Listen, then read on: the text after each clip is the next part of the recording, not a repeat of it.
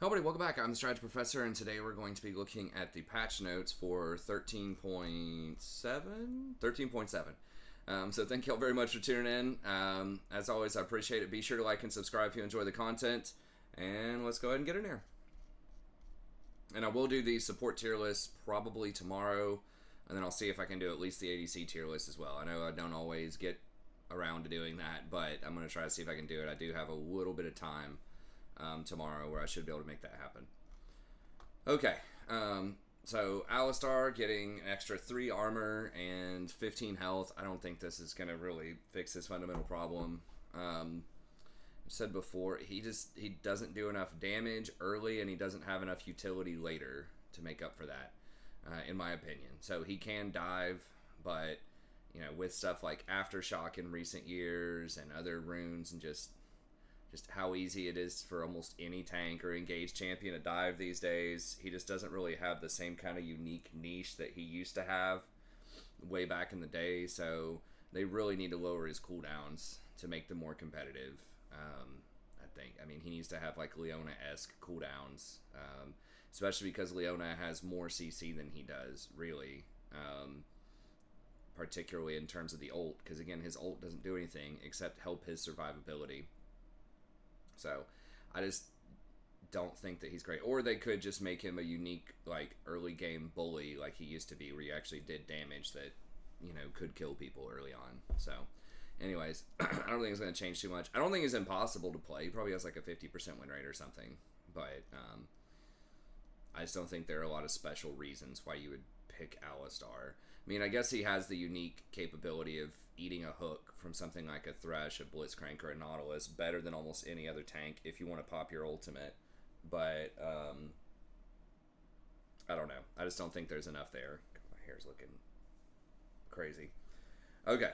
And then Annie getting several nerfs. This is probably good. She's had like a 54% win rate for a few patches now, especially in the support role. And a lot of the reason why she became so popular is they changed Molten Shield to where the shield was much bigger and you can affect other people with it, and it also affects Tibbers whenever you shield. And it reflected quite a bit of damage, which they nerfed last patch, but that still wasn't enough to nerf her out of the meta. So she basically had some of the best shielding as far as like enchanters go, but then she also has her big, AoE ultimate that does really high damage at level 6. Has that AoE stun and has really good utility with Tibbers and things like Rylai's. So she's just a bit too strong with the itemization of Shirelias into Rylai's is just too good, or Rylai's into Shirelias, either way. It's just too powerful. So they are nerfing the shield an extra 2 seconds, which is significant at later levels. I mean, she's going to be able to cast, in theory, 25% fewer shields, and then the shield amount going from 220 down to 200. I think this is probably a good change. That's in line with other shields. Most shields like Janna, Lulu, stuff like that, Karma, are below 200 these days. A lot of them used to be like 240 back in the day, but with a lot of the durability changes, then they lowered them, so it makes sense they're lowering Annie's to match. I think that's a good change. Okay, Azir, lots of changes. We'll have to check in with Jason. I'm sure check out the stream. It's most nights, usually around 10 p.m. Eastern Standard Time. There are a couple nights I'm not able to make it because of school. But most nights I should be able to make it. So we'll see. The overall goal, I think, what they're trying to do here is make Azir a stronger, sustained damage dealer, but make him less powerful as a poke bully champion in lane. So they want him to be a scaling tank breaker, objective breaker, 5v5 team fighter, that type of thing. Okay, so base armor is going up a little bit, so that will help him against like Zed type of champions. Attack speed's up a little bit, probably doesn't matter that much. Shrima's Legacy, it lasts longer, the tower, and the cast range is further. Okay. That's not attack range or anything of the tower, it's just how close he has to be to cast it. Conquering Sands. Mana is up a lot at later levels. So you can still use it to poke with stuff like Comet early on if you want to. Maybe Lethal Tempo is going to be better or something else like that. I'm not sure what he'll get with the W Max. The stab range, I think, is the big one here. I think. I'm not 100% if that's like how far his soldiers can attack. I think it is. So that could be pretty significant. But that's probably the biggest takeaway there. And then Arise. So it looks like less based on level. So you're losing 20 damage based on level. And then you're getting plus 20 damage here, 118. Or no, it's almost plus 30 damage.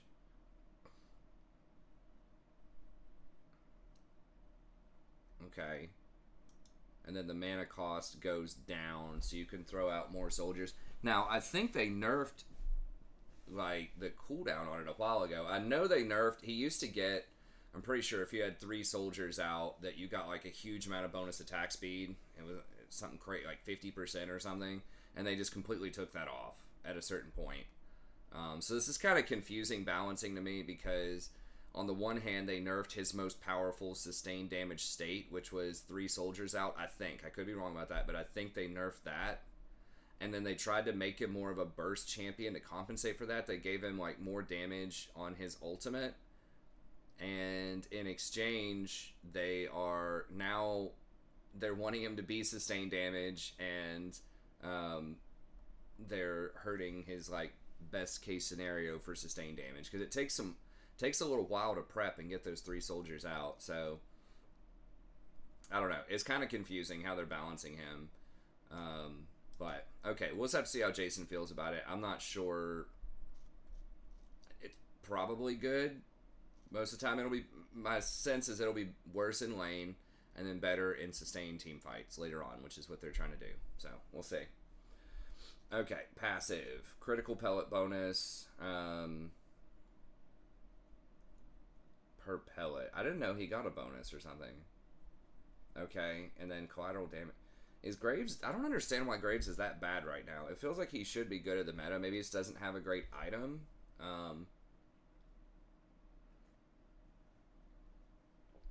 But I'm okay if Graves is not at the meta. Graves is a pretty obnoxious champion. He just gets so much free armor. Maybe that's what they nerfed about him, is they hit the amount of free armor that he got a while ago, and I'm just not remembering that. But okay, trying to bring in more answers to tanks, I guess. He's not great against tanks, but he's at least sort of a bruiser DPS carry option out of the jungle. Okay, Callista attack speed growth is up. 8 seconds when when you hit somebody and then your ally hits him, you do extra damage. So I guess with ranged champions like a what's her name? I want to say Rel, but that's not it. That the Hextech girl, the newer support that has the thing that charms everybody, the gas, and she can resurrect people. I'm blanking on the name. Y'all know who I'm talking about. But yeah, like maybe that's good with her because they both have that kind of passive where they can attack and both get bonus damage when their allies hit them. Like I could see that maybe being a pro lane. I don't think this is going to matter for most levels of play, but for pro play, that combination might be pretty good. Or does any other sort of range support? Oh, I gotta look it up now. It's gonna drive me crazy.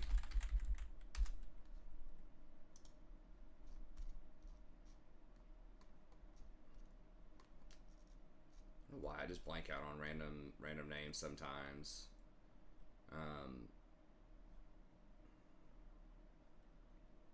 Now I'm gonna sit here like staring at this.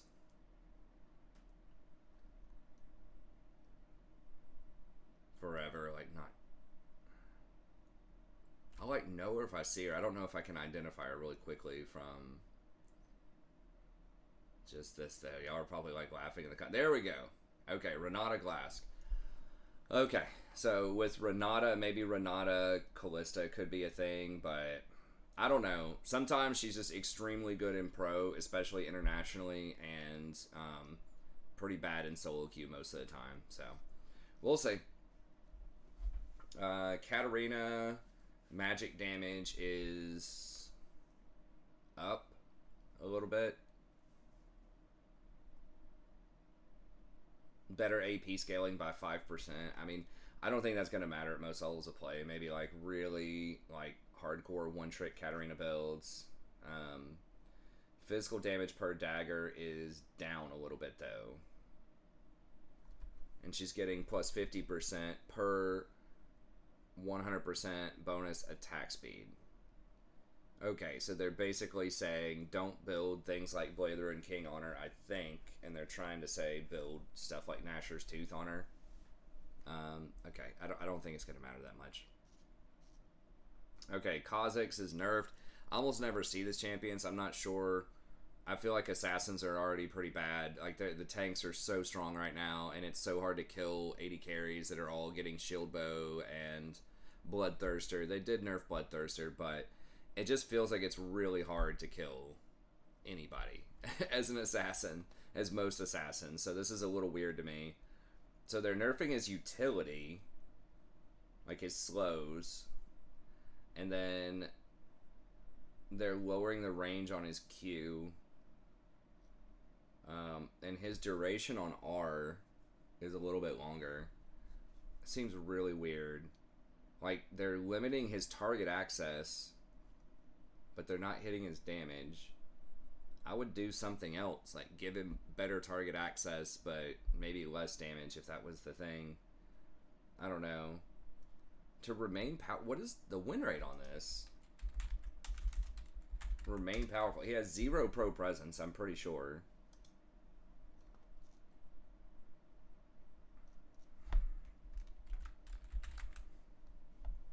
It's 50%?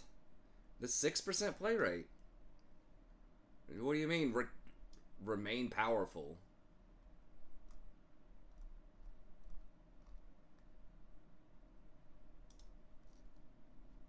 I mean, I guess a lot of these junglers don't have like huge win rates, even the stuff that sees quite a bit of attention, you know, stuff like Vi, Elise. What are the most popular ones? Jarvan, 54%. I don't know. It's an odd choice to me. I think most of the jungle, like as far as the champions in the jungle, are okay right now. I feel like Wukong was really far over the top. But they are nerfing him. Spoiler alert, we'll talk about that in a second. But anyways, fine, whatever. He doesn't seem like he is that relevant in the meta. A little bit less base attack damage and armor. I don't like to see them nerfing Lee Sin because Lee Sin is a very fun champion to watch, to play, and to play against. A lot of people argue that he's the best design champion in the game. So there's just so many opportunities for counterplay and for skill expression, both from the player's perspective and from countering the Lee Sin and what he's trying to do perspective. So, and I don't think he was that great in pro. He's okay, but I don't think he's so good that you have to like hard nerf him. People would much rather see a Lee Sin meta than like a Hecarim meta, that type of thing. Okay, Olaf. Now I've heard he's pretty good. Now they're saying he's top of the food chain. I know like some pro players are thinking about him.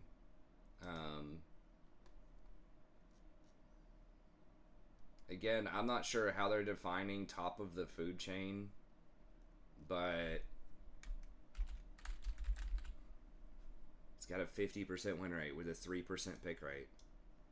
Like, I thought this was supposed to be very statistical, and they're better than ever. Welcome to reasoning. Dispatch Health. A care team of medical professionals maybe this actually is for come pro. to your house. It's almost everything that they can do at the ER. They can do the x-rays, they can do stitches, and with the compassion and bedside manner that you just don't see these days. And it's covered by most insurance, Maybe he's including dominating other Medicare. regions I in felt ways like that their I don't, only patient. That's the kind of care follow. that I want for me, for my family. See if Dispatch Health serves your home at dispatchhealth.com.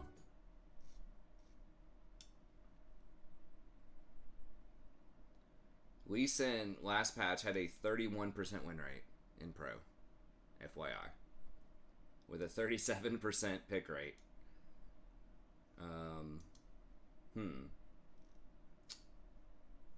Oh, we're looking at top.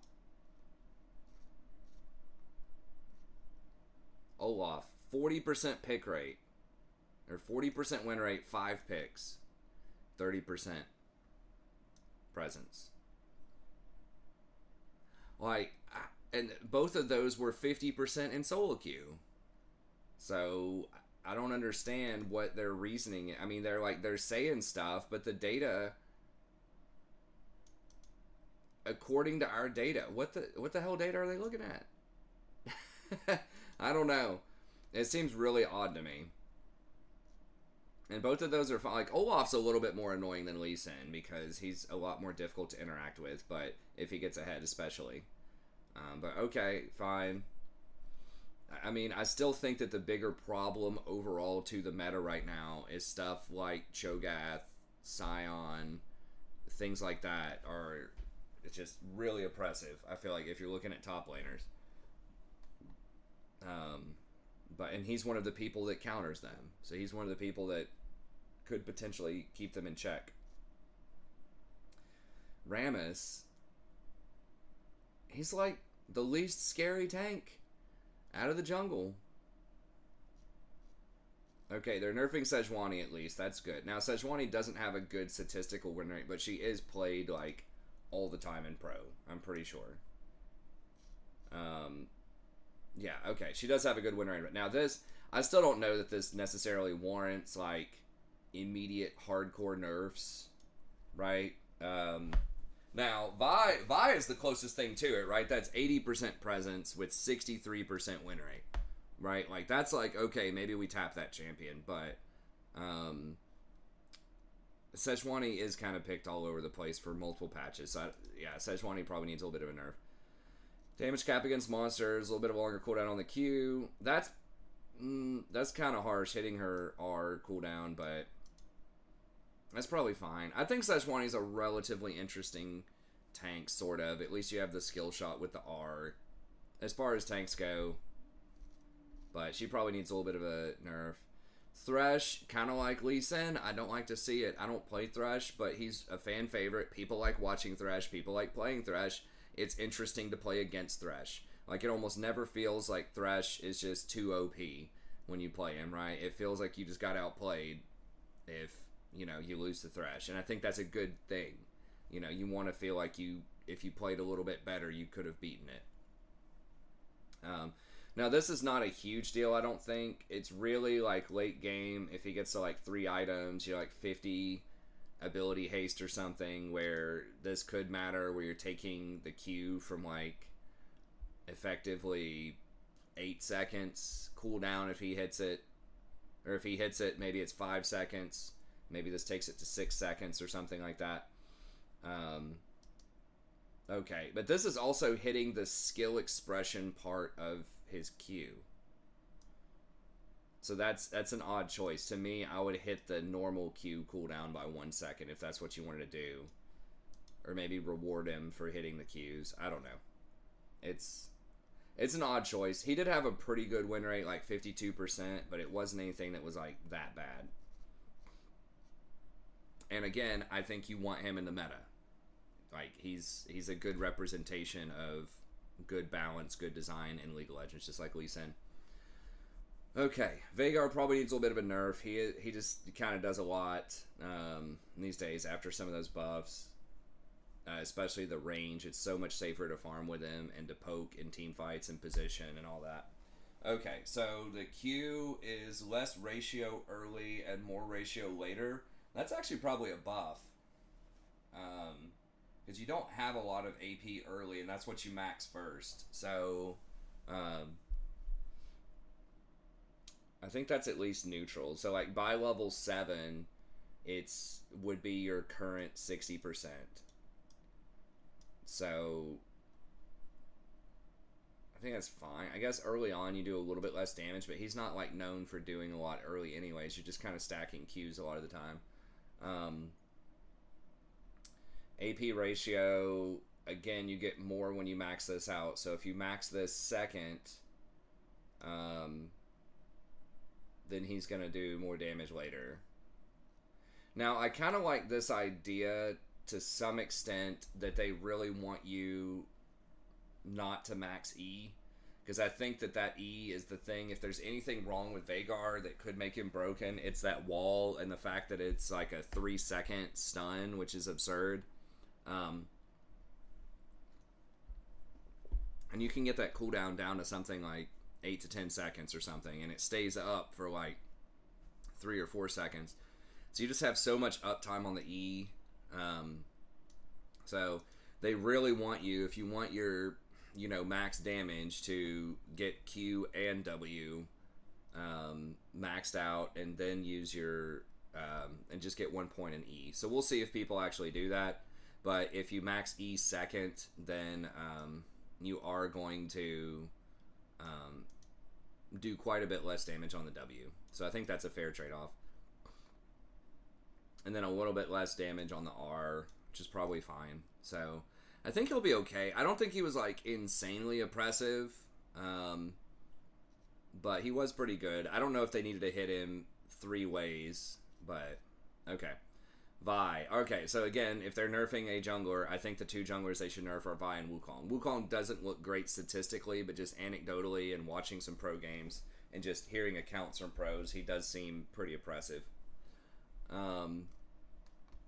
Okay, so a little bit of damage off of this. 20 damage off of a max Q. Now, you don't hit max Q, especially after you've thrown your first one. Usually, you just kind of quick casting Q. Now, sometimes you do max it up on a gank and then you flash with it.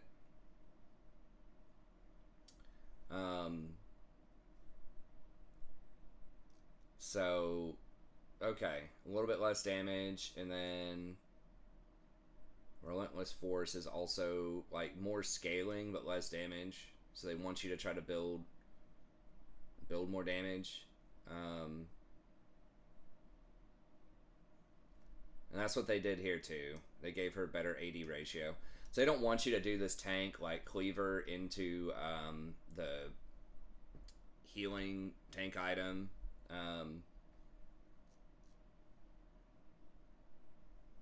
So I think that's a fair trade-off. You build tank, you don't do as much damage. Okay, Wukong, a little bit less attack damage, probably doesn't matter too much. Although he does have pretty good ratios, to be fair. Okay, the W, so your sneakiness is up a little bit. I think that's fair. You shouldn't be able to cast this more than once per fight in most normal fights, so that's good. And then Nimbus Strike giving 5% less bonus attack speed. I think he's still going to be really good. They're not nerfing his Q damage. They're not nerfing the armor that it shreds or his interaction with like Cleaver. They can't really nerf that. But he's just so good. He offers so much utility. They're not nerfing his passive, which gives him like 1 billion free armor. So yeah, I think he's still going to be really good. Yasuo, a little bit more shield later on. Okay. So he's a bit sturdier in later game team fights. I don't know what the breakpoints are that matter. Looks like early game. What level 4? He gets 10 more. Or 5 more. I don't know. I can't line all that up. But he's slowly getting more shield. And then Sweeping Blade.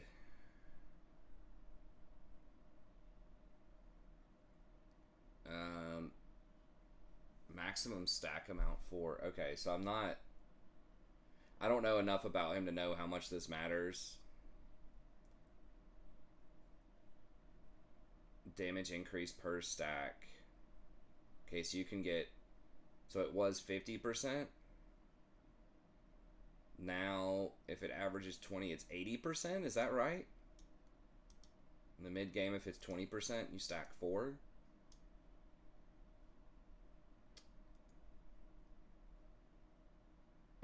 I'm not sure. Seems good, but he's still Yasuo. He can take over games. He's extremely difficult to play. I don't think he's probably going to be too oppressive. I don't know. This is a little weird. It's hard for me to like understand just how important that is, but it sounds like that could be extremely good. Okay, Zeri. This champ's a menace, I think, in pro and even in solo queues. She's just really obnoxious to deal with. I would nerf her. I think they just need to nerf her mobility. Like her movement speed on her ult, but also just how often she can dash. I know that, she's supposed to be super mobile and that's like her thing, but I guess they could nerf her damage. So shield absorption, 60% of damage. Okay, good. So that's just such a weird, like, interaction that she just randomly, like, steals shields from people. It seems like that's unnecessary to her kit. It's not really, it doesn't really fit thematically with what she's trying to do. It's just like extra that's like maybe lore or something because she's lightning infused. But she just like randomly soft counters shields. So I'm okay with nerfing that down a little bit. Magic damage.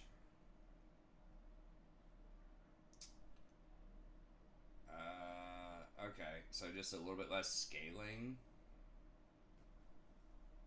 That's fine. So if she has like 200 bonus AD in a lot of circumstances, it's 30 less damage. Okay. Sure. Items. Death's Dance. Doing less damage, but getting ability haste. Less armor. Okay, so that looks like that's pretty much a nerf. I think that's good. This is an obnoxious item. It's just bad design. It does everything. Historically. So like, it just gave pretty good attack damage. Pretty good survivability. It has resets to it. It gives, you know, the armor, the healing. It's just too much. It's dumb design. So I'm glad they're nerfing it down. I don't even think, like, some champions are getting it, but not nearly as many were getting this. A lot of people are shifting over to Cleaver. I think Cleaver is probably a little bit more okay design. I don't know. Like, it's a utility item. I think these types of items, they need to have really low AD on them. So I think that going down to 55 is the correct direction to move on these. And I like the ability haste addition. You should be saying, okay, I'm going to do a lot less damage, but I'm going to bring some kind of extra like utility or something to the table. So I've got these resets here. I've got some armor, some lifesteal. And then in the case of Cleaver, like you're shredding a lot of armor for your team, but you're doing less damage than some of the other items out there. So I think overall it's a good move. Catalysts, so they're making it 200 gold later to get Catalyst, and I think everything else is basically on time. You get a little bit more health off of Abyssal Mask. And you're getting a little bit more health off of Catalyst. So whenever you complete it, you're paying 200 gold, but you're getting 75 health, which is a little bit less than 200 gold value, I think. But that's a big deal, because obviously you want Catalyst early, because it just gives you pretty much like infinite mana. Or I guess I'm maybe thinking of Lost Chapter. But it gives you a lot of extra sort of sustain and survivability and all this stuff in lane. So nerfing it a little bit is fine. I think Rod, yeah. So the timing when you actually complete Rod or complete Abyssal Mask is the same. You're just getting the Catalyst later so that people have... okay, so they're wanting to make it parallel with Lost Chapter when you basically unlock your super sustain in lane. So that makes sense. I think it's fine. Grievous. So if you hit someone with a shield, it'll still apply Grievous even if you don't fully break the shield. Okay, there's some corner cases probably where that matters.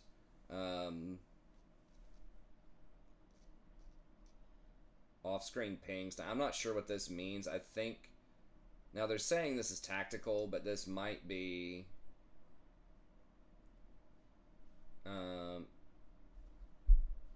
So someone can still spam ping you with missing pings. I'm not really sure what this is supposed to do. I'll have to see it in action, why this would matter. I think it's just so it doesn't clog up your screen with pings when you're trying to like focus on something and someone says they're on their way or whatever. Okay. Detect verbal abuse, so they're just going to watch for certain vocabulary words again and give you a warning. Then intentional feeding, yeah, they're not going to tell you exactly what they're doing with that, but they're trying to detect that.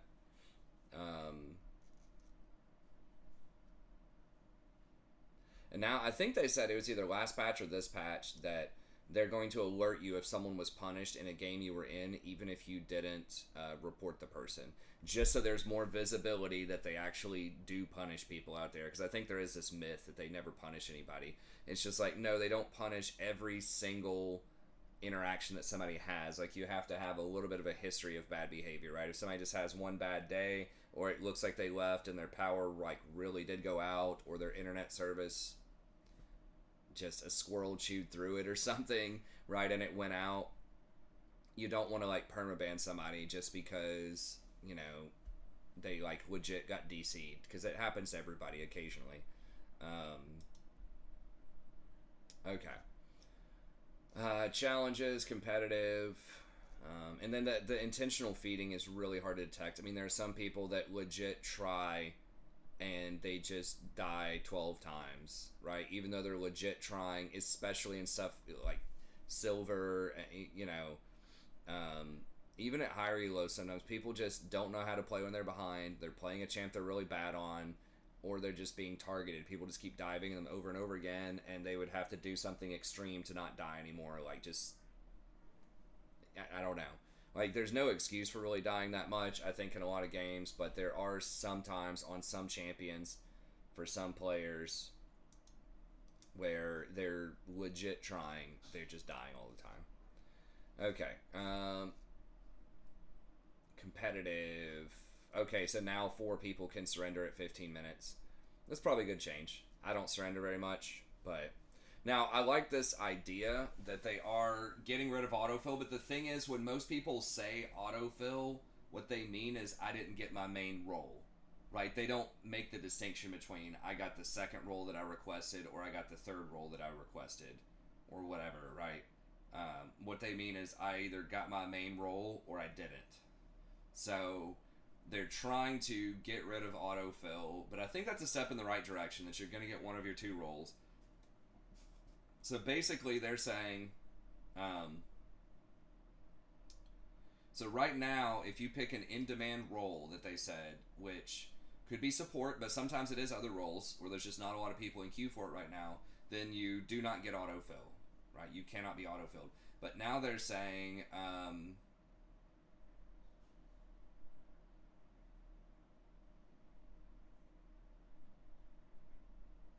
if a player chooses a primary role as their priority role as their primary assignment, they do not need to pick a secondary assignment. Okay.